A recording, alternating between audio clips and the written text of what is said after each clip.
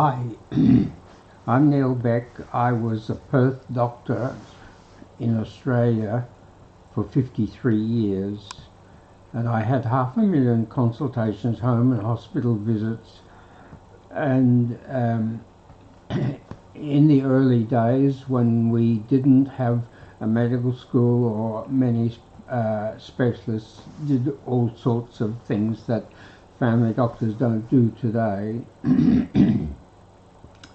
And when we had a heroin epidemic, in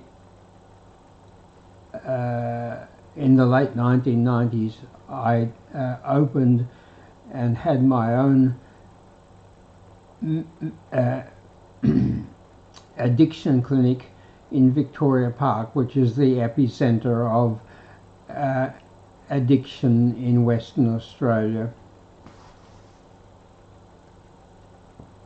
What I've discovered in my addiction clinic was that 95% of addicts had commenced taking street drugs to get relief from serious mental health distresses for which they had not been able to get treatment.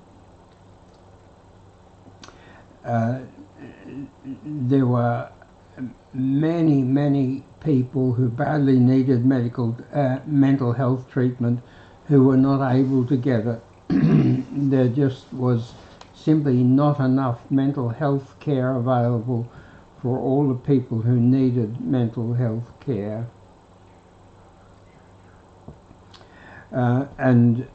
Unfortunately, the poorer people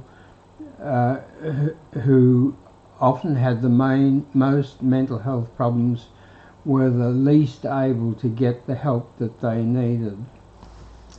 I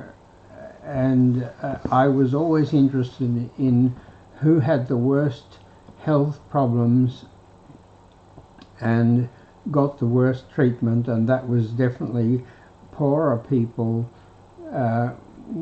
in poor areas with severe mental health problems. So why was that? Why were people not able to get enough mental health care, especially in the poor areas? The conclusion I came to was it was because the mental health tools used by mental health carers were weak. There were two main tools, and they both had two great weaknesses. The one tool was medicines, and medicines had the problem that many of them were addictive. The people who take mental health medicines want to take them and get better and then stop taking them, but the people who make mental health medicines make as many addictive as possible. Originally it was the barbiturates. There were many different barbiturates and they were all addictive. And then in the 1960s we started to get Valium, Seropax, Mogadon. They were the benzodiazepines, and they were all addictive.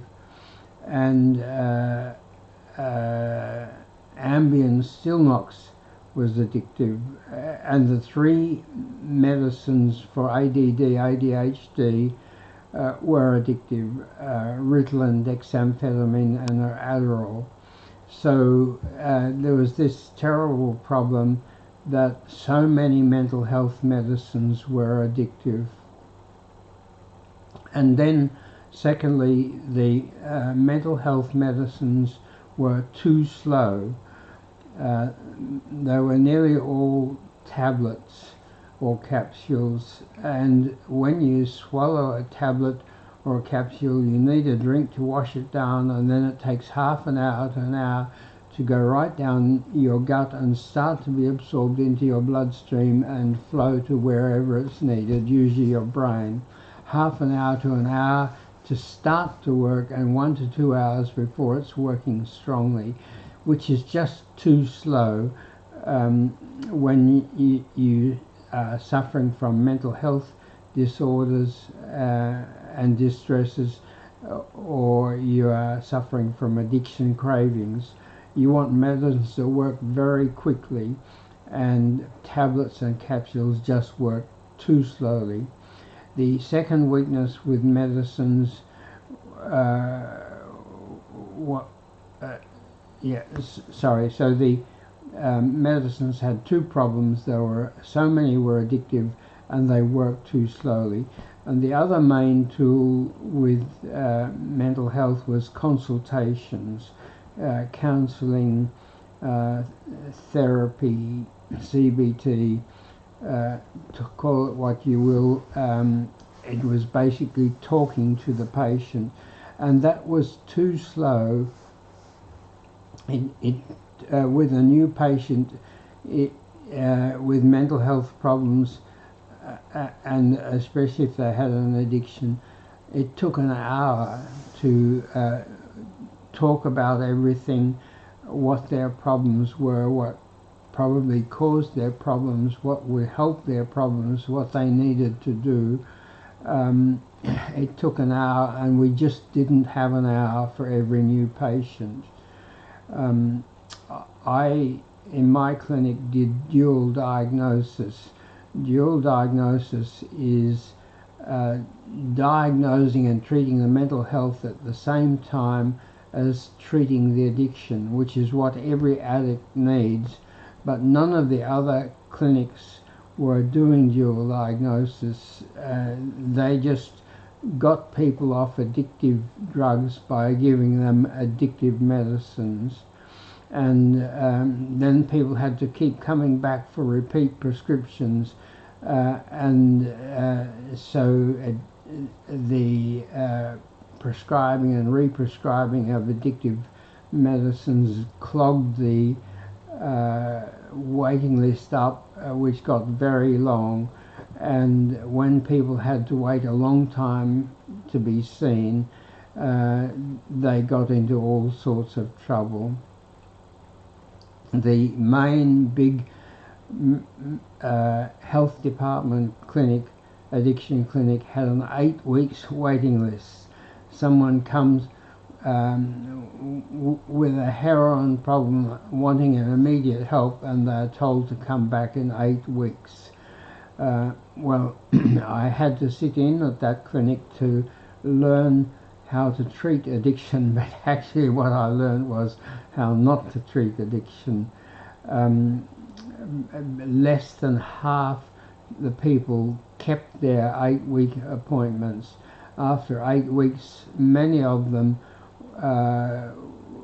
were in hospital, in prison, or back on the streets working as dealers, getting enough money for their drugs by selling other people drugs. And the free government mental health clinics refused to see addicts. So people with mental health problems and addictions couldn't get proper mental health treatment anywhere. Family doctors did their best, but we weren't trained to deal with difficult mental health problems. But at my clinic, I was just swamped with people with mental health problems and addictions, and I learned to treat them. I found that there were 11 common mental health illnesses. According to the DSM-5 textbook of mental health, there are 500, but I found there were mainly just 11 mental health items, and I learned how to treat those by studying and by sheer mass of clinical experience, and finished up getting very good at treating mental health addiction as well as the addiction clinics. And I gradually learned to treat all addictions and all mental health medicines with no addictive medicines. Addictive medicines just made everything very complicated and difficult and weren't a real solution. But I found that there were medicines which were not addictive for all mental health disorders and for all addictions. They're not promoted by the pharmaceutical companies because the pharmaceutical companies want people to take as much medicine as possible for as long as possible, so they promote the addictive ones, not the non-addictive ones.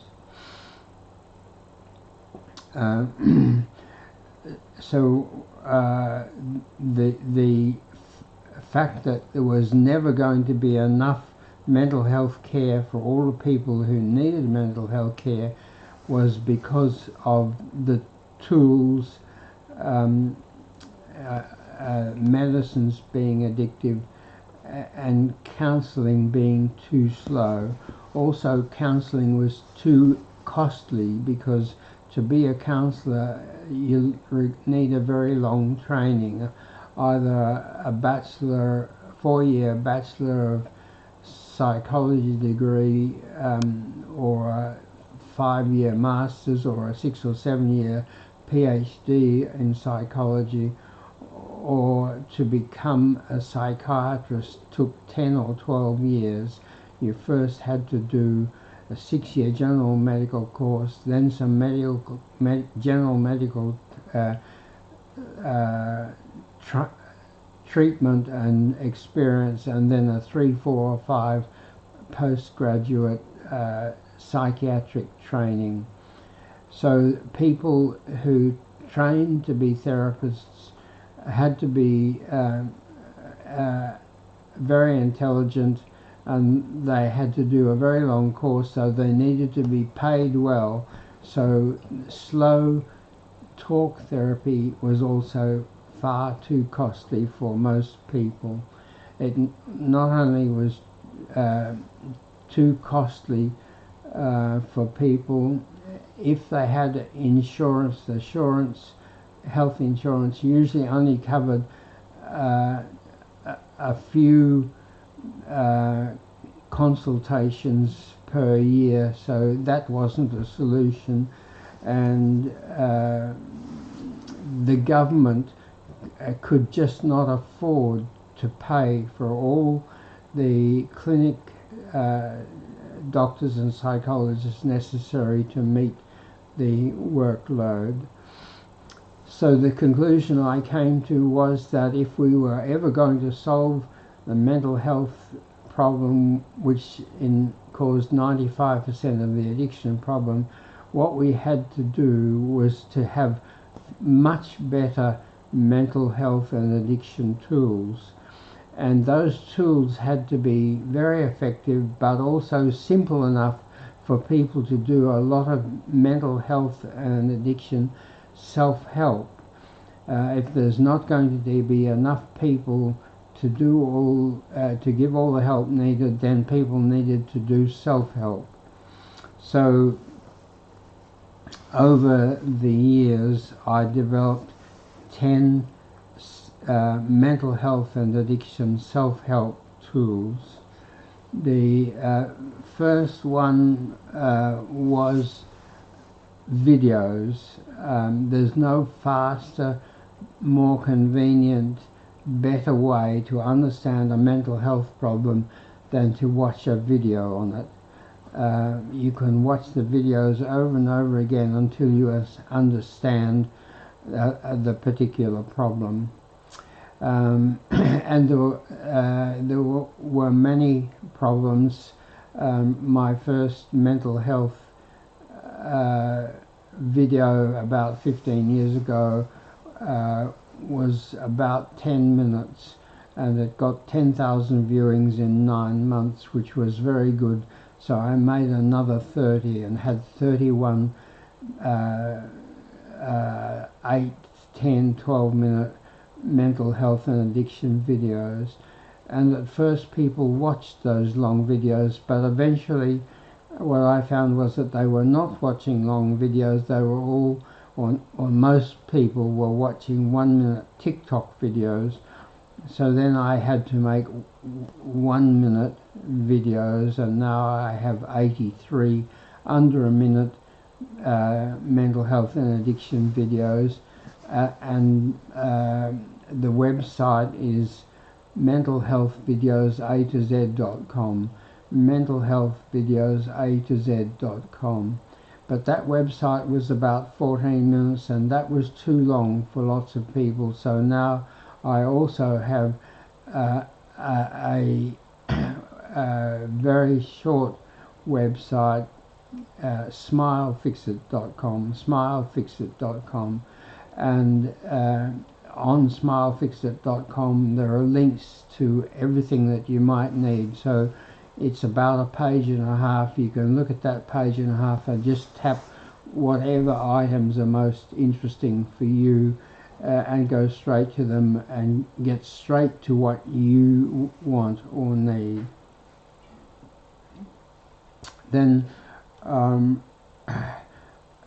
so websites and videos, and then an app.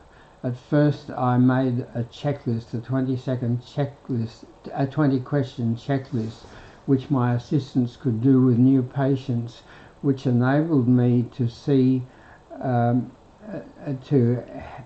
deal with a patient in 15 minutes instead of 30 or 40 minutes. And that was a great help, but it was still cumbersome. And then we realized that what we needed was an app, and then we made the Mental Fix-It app about 18 months ago, the Mental Fix-It app.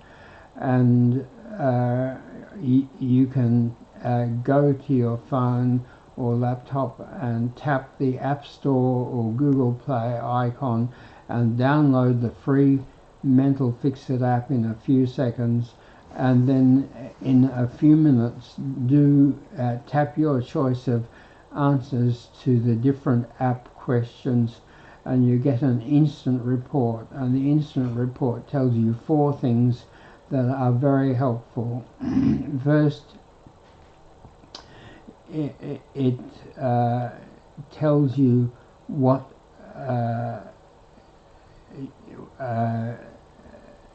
the instant report first of all tells you what 6 of our 83 under a minute videos will help you most. You can't watch all 83. You need to know which ones to watch, and each different person needs to watch different videos depending on their mental health and their addiction problem, and by doing the app you instantly are told which 6 of our 83 minutes you can watch in 6 minutes, which will help you most, and you can watch them over and over again as many times as necessary until you understand them. The instant report also tells you which medicines are likely to help you, and you can then go online and study those medicines before you see your doctor and get a prescription. The third helpful item in the instant report is a complete list of all your problems.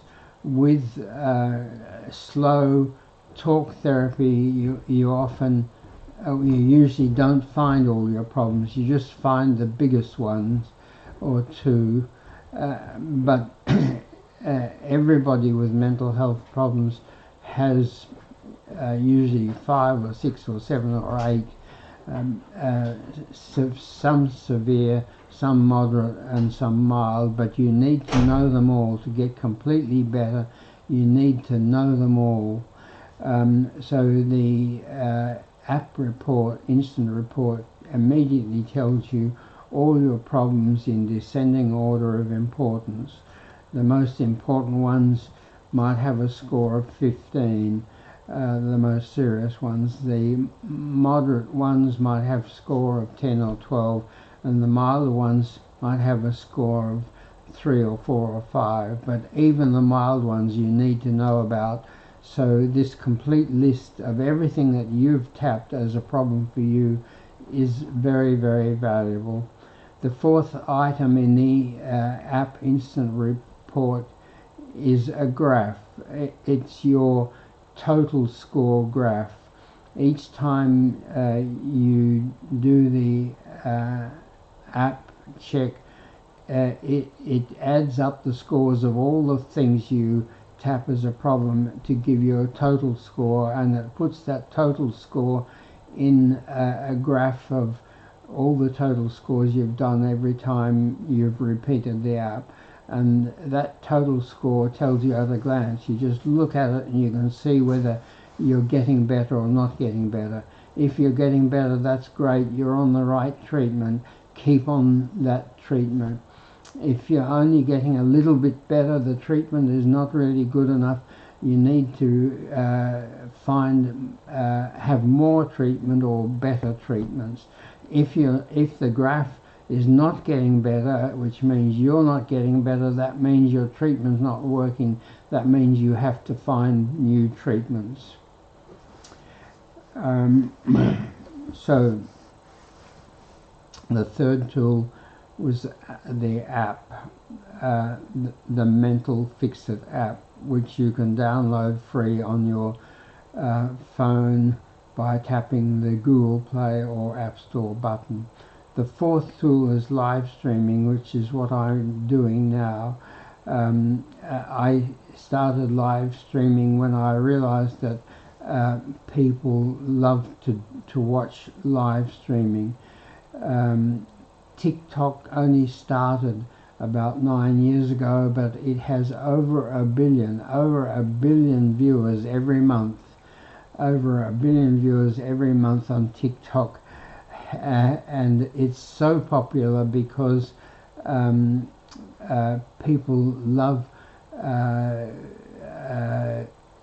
scrolling through all the information, and they love watching live streaming. And I found that there was live streaming on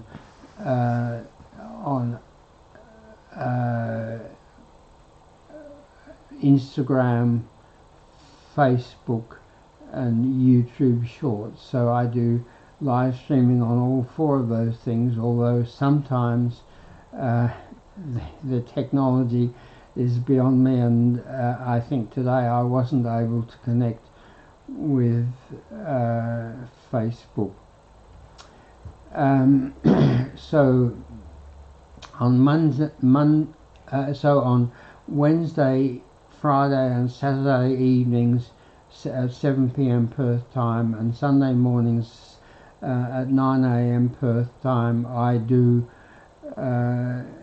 this live streaming and try to cover as many important items for viewers as possible, and usually there are more than 1,000 viewers each time.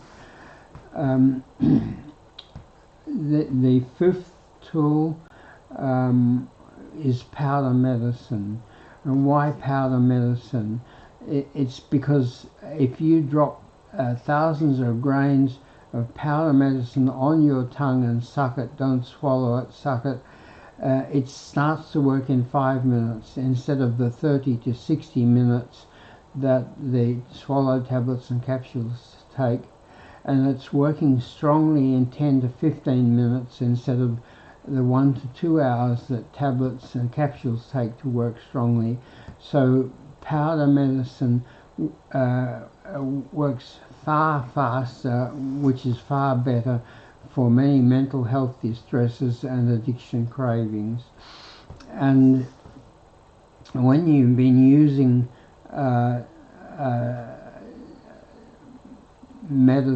powder medicines for a couple of weeks, you develop taste conditioning.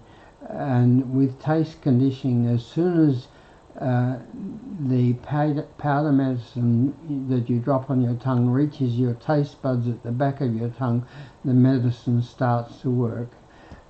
So then medicine starts to work in seconds. And with powder medicine, it's possible to get your much more accurately get your best dose, because every person requires a different dose of medicine. It depends on how much they weigh, how well they absorb it, how serious their illness is, how sensitive they are to the medicine, how quickly their liver starts to break the medicine down and their kidneys start to excrete the medicine. So and if you get too much medicine, you get side effects, and if you don't get enough medicine, then it doesn't work very well. So tablets and capsules, even if they make 2 or 3 different strengths and you can break the tablets in half, it's still hard to get the right amount for different people, which varies so much. But with powder, you can vary the dose much more finely and get the exact amount. The 6th tool was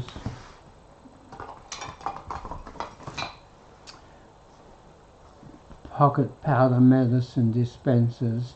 Having powder medicine in a container with a scoop was not very not as accurate as it should be, and was cumbersome. So I designed and had made pocket powder medicine dispensers. So we distribute the medicine in a dispenser which you can keep in your pocket, and that means that anytime, anywhere you start to have a mental health distress or an addiction craving, you just whiz it out and drop the powder on your tongue, and it starts to work in 5 minutes, and after a couple of weeks with taste conditioning, it's working in seconds. And it's working strongly in 5 to 10 minutes, and that gives you far better relief and treatment for your mental health distresses and your addictions. The 7th tool is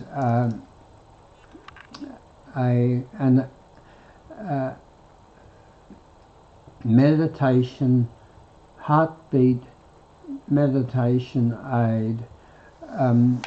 Meditation is so valuable. Everybody with mental health problems, which is almost everybody, or addiction problems, should learn to meditate.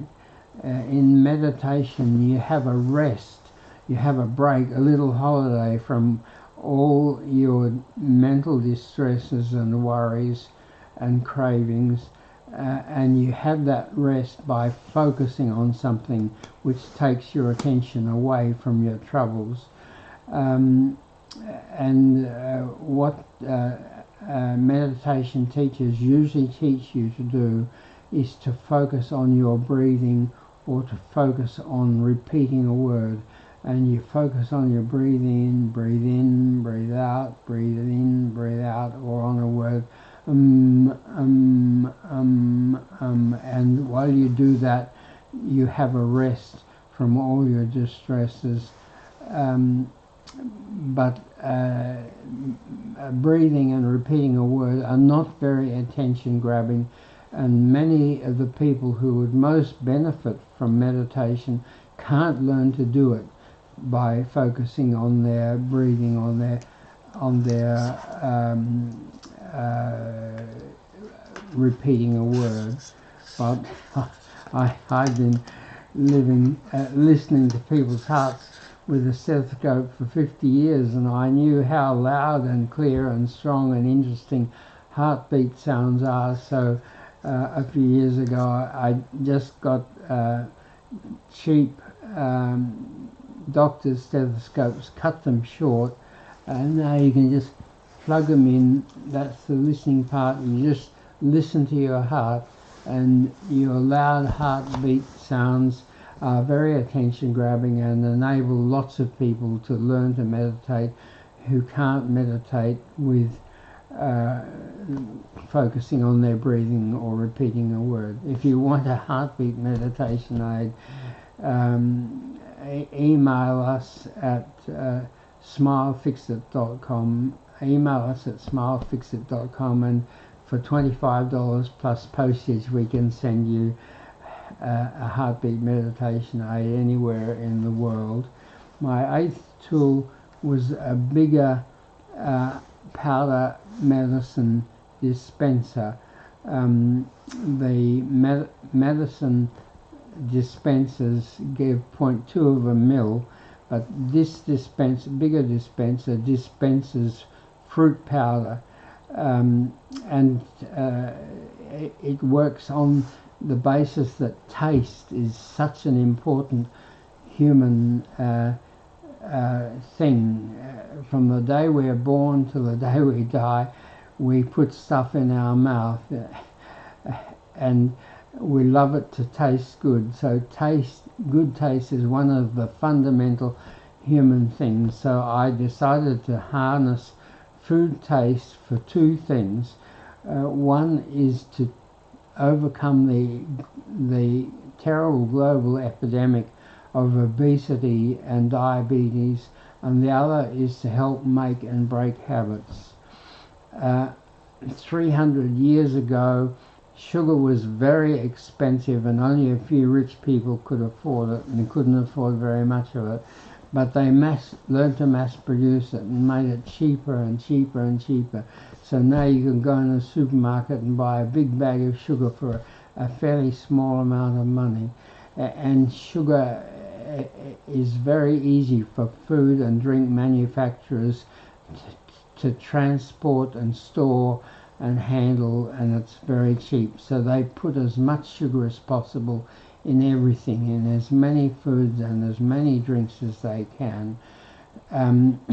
But over that 300 years, when sugar was getting more and more plentiful and cheaper and cheaper and cheaper, people were doing less and less physical work. My two grandfathers, one a farmer and the other a blacksmith, worked 60 hours a week at heavy physical manual work, and they needed 3,000 or 4,000 calories a day to do all that work. But now I and 14 of my 16 members of the extended family earn our living sitting at a desk, and we only need 1,500 calories, and if we have more than 1,500 calories we get fat, and we might get diabetic. So I developed these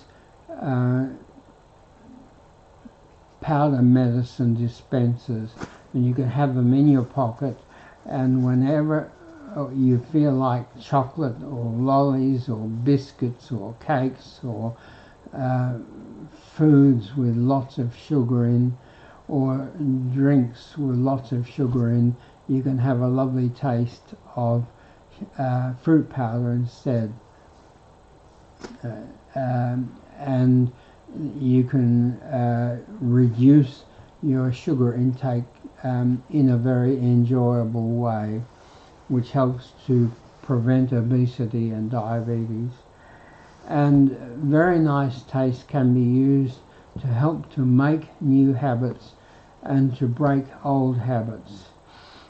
Our brain is so busy that it can't possibly do everything consciously. It has to turn as many things as possible in our lives into habits which just happen unconsciously and without conscious effort. 60 to 65% of our life, including sleep, is habits, automatic unconscious things. And as we grow from childhood to old age, we often need to make new habits, and we need to stop old habits. And how do habits work? Habits work by having triggers. Somewhere in your body there's a trigger for each habit, and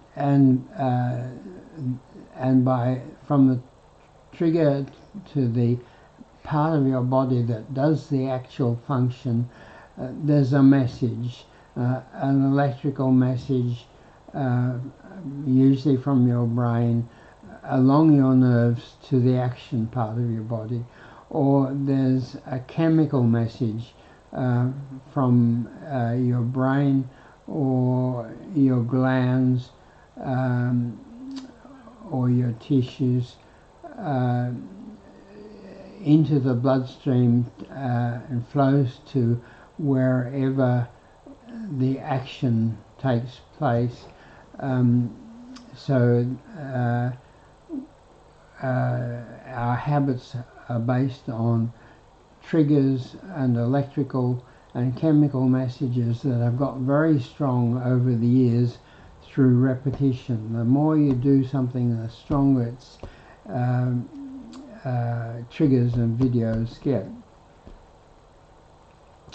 But when you need to make a new habit as your life progresses, or because the world has changed, you make new habits by repeating them over and over and over again. But not all habits are nice, and some are a bit of an effort, and we have difficulty doing them often enough to make them into a habit. As we've already discussed, meditation is a habit, and it can be hard to learn.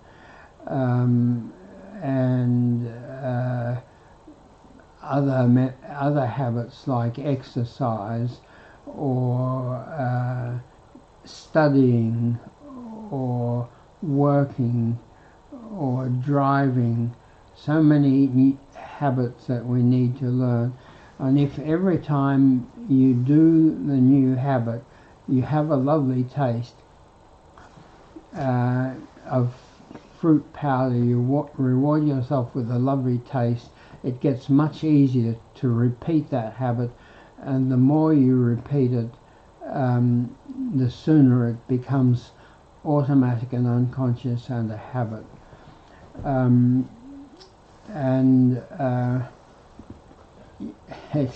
It's very important to have ways to reward yourself so that you do the new habit often enough for it to become a habit. You can also use lovely taste to break old habits. How do you break old habits? They can be very difficult, like stopping smoking or stopping drinking too much alcohol, or stopping being irritable or angry, or so many things that we need to learn to stop, which is hard to do. What we have to do is weaken the trigger and weaken the electrical and chemical messages, and you do that by delaying the habit action and by doing less of it. So if you want to stop smoking cigarettes, or stop drinking so much alcohol, or stop being irritable and angry, every time you start to get the urge to do the habit you want to stop, you drop some lovely tasting powder on your tongue and you suck it and you enjoy it. And while you're sucking and enjoying, you try to forget about the habit you're trying to break. And when the taste starts to wear off, you have another taste, and then another taste, and then another taste, because the powder is so cheap. It's not like a block of chocolate that costs you $5. It's just a few cents each time, and you can do that. And you delay doing the habit you're trying to break as long as possible. You might be able to delay the smoking or the drinking or the overeating or whatever by 15 minutes, and then do a bit less, eat a little bit less, or drink a little bit less, or smoke a little bit less. Smoke 3/4 of the cigarette and chuck the last quarter away. And by delaying and doing less, you weaken the triggers and the chemical and the electrical methods. And then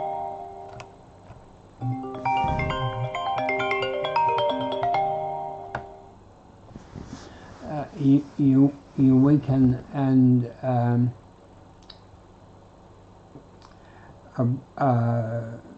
the triggers and the electrical and chemical habits, and then that weakens the habit.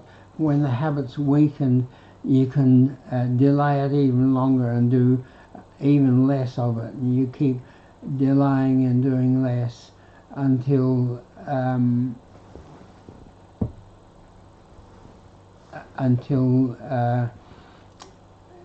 eventually the habit is so weak, the triggers are so weak that you can stop them. So that was the 8th tool. The 9th tool is based on a similar system of rewarding yourself when you succeed at doing something that you want to do more and more of, or rewarding yourself when you delay and do less of something, of a habit you're trying to break. And I call this 9th tool phone treasure. Phone treasure. You just build up on your phone a program of things that you love, looking at, and of things you love listening to. And you've always got your phone in your pocket. And when you think of doing a new habit, you whiz it out and look at something you love, or listen to something you love and reward yourself, and then do the habit. And that makes doing the new habit easier and easier until it is automatic and unconscious. Or you reward yourself by delaying and doing less of a bad habit. When you think of smoking or drinking too much or eating too much, or whatever the habit is you're trying to reduce or break, when you think of doing them, you whiz your phone out and look at something you love for a few minutes, or listen to something you love for a few minutes on your phone, and delay the bad habit and do less of it. And the 10th, and that tool eventually, I started to make a package, but I got so interested in the 10th tool that I haven't finished that 9th tool, and we'll do that in a month or two's time. 3 months ago, what I realized was that I had to have my mental health and addiction things in scrollable form, because what so many people loved was live streaming and scrolling. And then what I realized was that what I have to do is to turn mental health tools into using things that people are very familiar with, have access to, and do a lot and love doing. And that was smartphones, videos, uh, scrolling apps, and what was the other item? But just things that people love and do every day. That's how I had to work to bring mental health and freedom from addictions to the masses, which is what I want to do. I want my program to go global, and I realized that Scroll Plus would be the best tool of all. So what is scrolling? Scrolling, you go on TikTok, or you go on YouTube, or you go on Facebook, or you go on Instagram, or you go on whatever your platform is, and you just race through, just keep racing through that information, and people seem to love doing that. My closest friend wife is a doctor, and she's a scroller.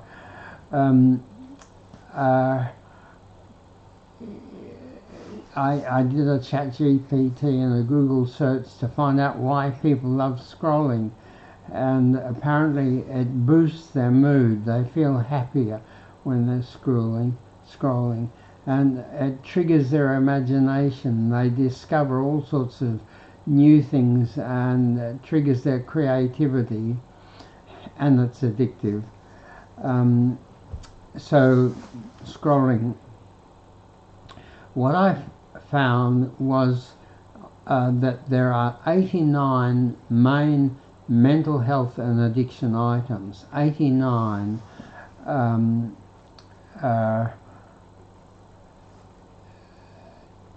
wants, needs, and solutions for mental health and addiction problems, like anxiety, depression, sleep,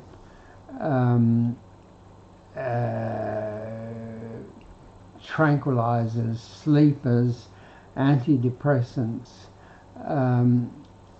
89 items. And most troubled people only have 6, 8 or 10 of those items are important for them. But I didn't, although I was a doctor for 53 years, and my job was helping people with all sorts of problems, which more and more became mental health and addiction problems. I didn't know about transgenerational trauma, which is one of the 89 items, till I was in my 80s. And that's because the medical textbooks were so big. My medical textbook had 1,200 pages, and transgenerational trauma was in there somewhere, but I missed it. So if you were scrolling, you would find transgenerational trauma. But the reason why you can cover so much ground with scrolling is there's no detail, and you need detail about the things that are important to you. So I decided to combine scrolling with relevant detail as Scroll Plus. So our new tool, Scroll Plus, has got 89 wants, needs, solutions items in it. You can scroll that in 7 or 8 minutes and find the items that are important for you. And every time you find an item that's important for you, say anxiety or depression or ADD or heroin or cocaine or alcohol, every time you find something's relevant for you, you can tap on its name and see an instant 6 to 16 second video which gives you basic information, basic detail about that particular problem. 6 to 16 seconds doesn't sound very long, but it's surprising how much information you can get in 6 to 16 seconds. And if the 6 to 16 second video helps you, then it's got a link to a 1 minute video, and you can watch the 1 minute video as many times as you need till you understand it. And if that helps you, then you can do the Mental Fix-It app, which gives you 6 videos that will help you most. So what this means now is that in somewhere between, say, a minimum of 8 minutes and 10 or 20 or 30 minutes, however many minutes you've got, you can go to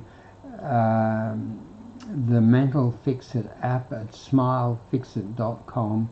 It's free, and you can scroll through as many of the 89 items as you've got time for. Say you've only got 3 minutes or 4 minutes, you can scroll through 30 items in that time, and whichever of those items is relevant to you, you can tap it and watch a 6 to 16 second video. And when you've done enough, you're running out of time, you just tap the enough button, and the enough button gives you an instant report, which is a list of the items that you tapped on as important to you and watched the videos, and there the video titles are, and you can watch them again if you want to, and then you can watch the 1 minute videos. If you've got 8 minutes, you can probably do scroll 50 items and watch the 6 to 16 second videos. So in 1, 2, 3 or 4 sessions of Scroll Plus, you get through the whole 89. You know everything in mental health and addiction that's important to you, and you can tap on the videos for each item, see a 6 to 16 second video if that's helpful, tap its linked 1 minute video if that's helpful, do the Mental Fix-It app and see 6 videos, and there's no faster, better way of starting to fix your mental health or addiction than doing this. And the great advantage of this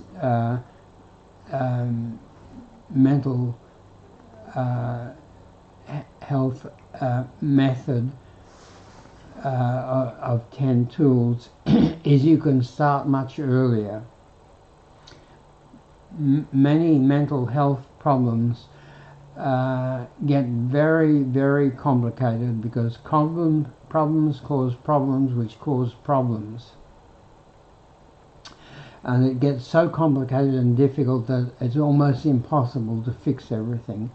But if as soon as you start to have a mental health problem or start to have an addiction problem, can just take your phone out and do the Scroll Plus and start to deal with your problems. It's much simpler. When they first start, they're simpler, they're easier, the causes are more obvious, and it's just easier. But sadly, unfortunately, partly because of stigma and people don't like to admit that they've got mental health problems, and partly because getting help is expensive and or involves long waiting lists, they get their problems get very serious and hard to deal with before they start. So I've finished the took me 3 months hard work to finish the 89 Scroll Plus text, which my technician is now putting up online, and within a week you'll be able to do Scroll Plus free at smilefixit.com. Well, I'll have to stop now.